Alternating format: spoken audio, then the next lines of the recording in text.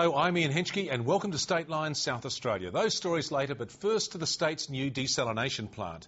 This week, questions have been raised about safety at the $1.83 billion project in Adelaide's southern suburbs. There have been claims that unrealistic deadlines have put workers at risk and cost lives. In a moment, I raise those matters with both SA Water's Chief Operating Officer John Ringham and Adelaide Aqua's Project Director Duncan Whitfield. But first, this background report.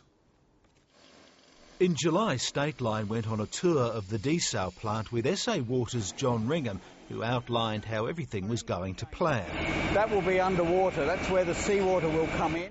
But the next day, a worker was killed after a load of steel held by the now controversial soft sling method fell on him. We're going to do everything we can to make sure this never happens again. This week, reports have linked up to 3 other deaths to the desal project, but Safe Work SA says it's only treating the July death as a workplace fatality. Safe Work SA says the other cases were a worker who died in his sleep at home, another was a traffic accident, and a worker who died in February after inhaling diesel while siphoning it.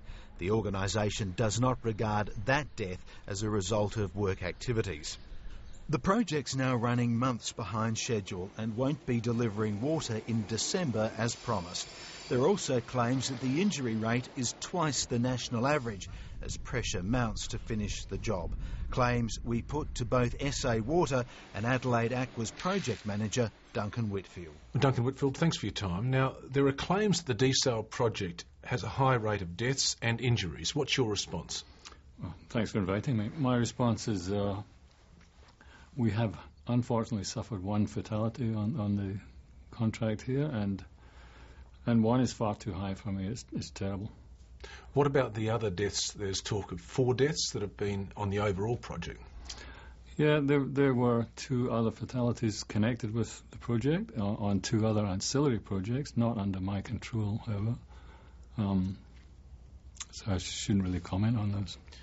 Now, the project is behind schedule. SA Water's own documentation shows that in the first year there was 0 time lost with injuries, but since March this year that's changed. How has it changed?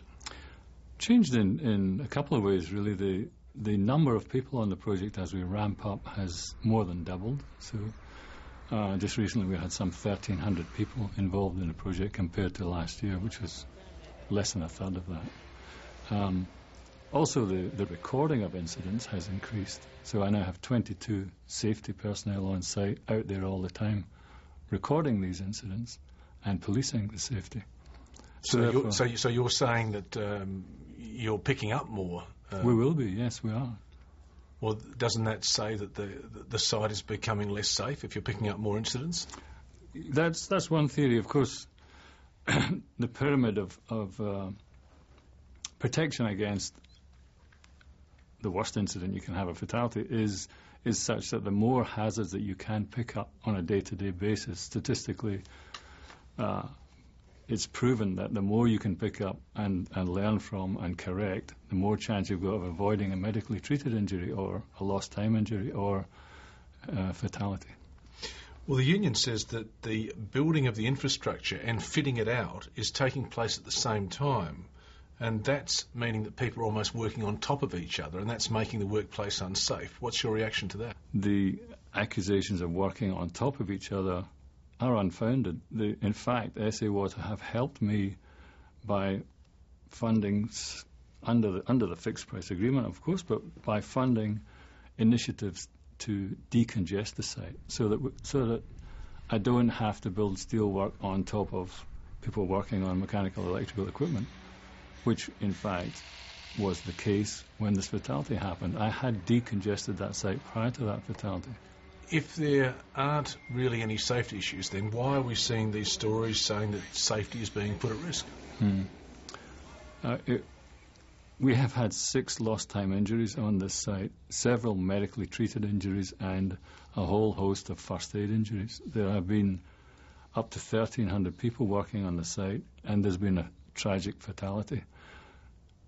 I wouldn't agree that there are no safety issues. There blatantly are safety issues on any construction site.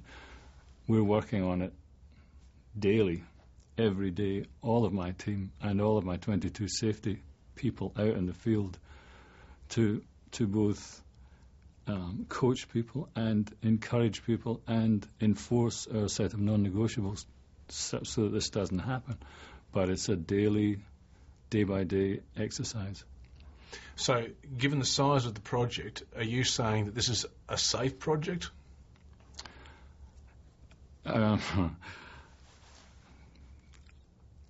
We've had a fatality, and it's cut everybody to the bone.